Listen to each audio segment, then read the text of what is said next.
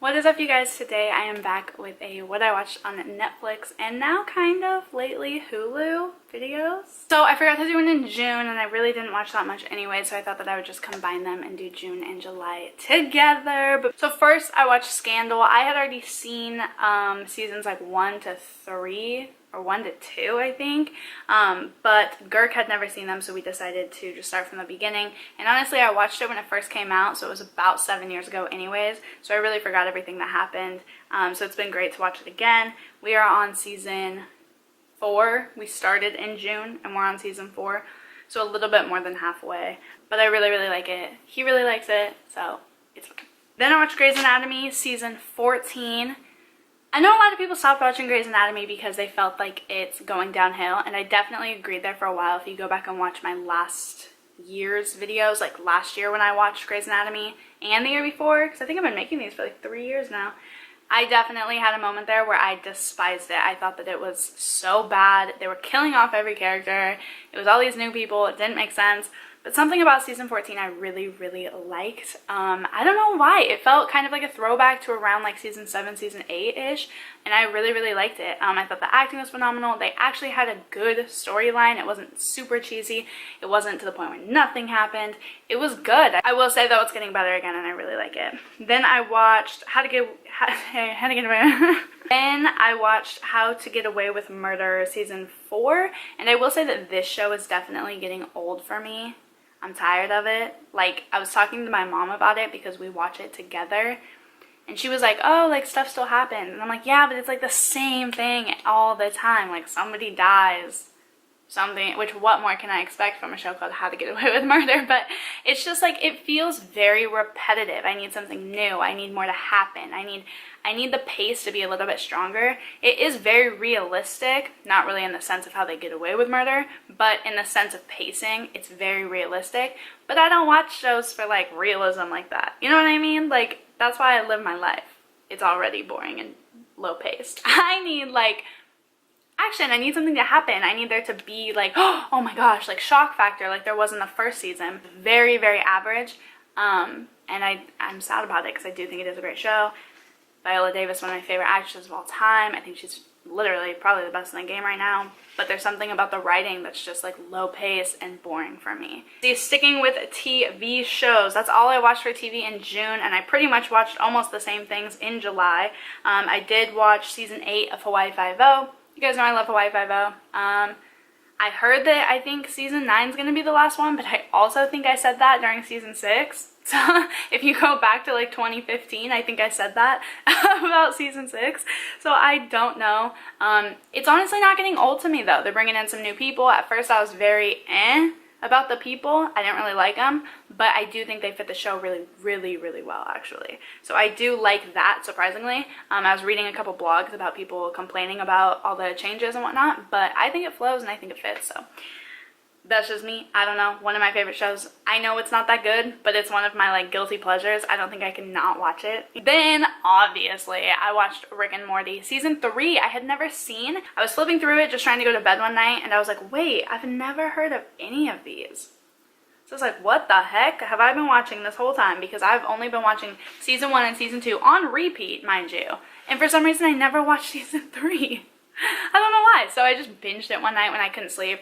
Or I just couldn't sleep because I was excited about binging it. But either way, watched it, loved it, obviously. There was one episode I think that I was like, this isn't very good. But for a show that has 3 seasons of something that makes me laugh out loud and die of laughter, every single like episode is very impressive for me to only be like iffy about one. So I watched The Quiet Place with Girk, which I loved. Definitely, I would say 4.5. 5 stars. We were captivated the entire time. It was amazing. I had no idea what it was about. I knew that they signed and I thought that they would be like fully deaf. Like I thought that was the concept for some reason, which I'm fluent in sign language, so I was stoked on it, but it was very different. Like we just decided to go into it blindly. We're like, oh, like we've heard it's amazing. We've heard it's seriously like one of the best thriller horror movies this year. So let's just watch it. Like we're gonna like it anyways, most likely.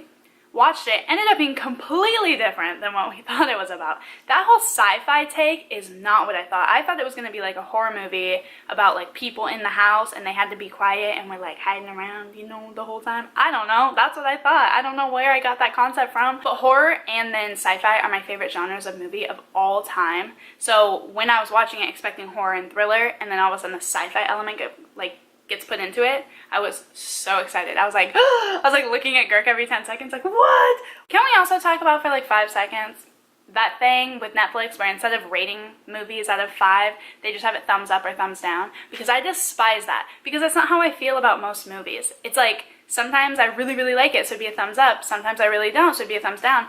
But what do I do if I felt mediocre? What if like this one wasn't good, so don't maybe recommend me ones like this, but I still like the genre, or I still like the basic concept? Like, I hated that. You can like say anything.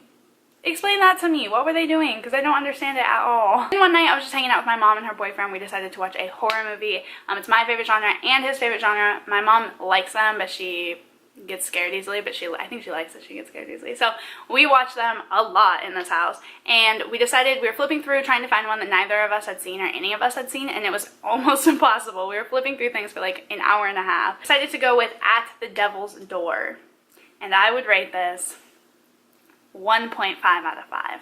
It was one of those, like, you've seen all the good horror movies, so then you start kind of getting into the B list, you know, the C list. You're like really climbing down the stairs of quality, and sometimes you can find some really great little diamonds in the rough, you know, when you're looking through there. But this one started out great, concept was great. It's about this girl that makes a deal with the devil, sells her soul, but then I couldn't even tell you what it's about.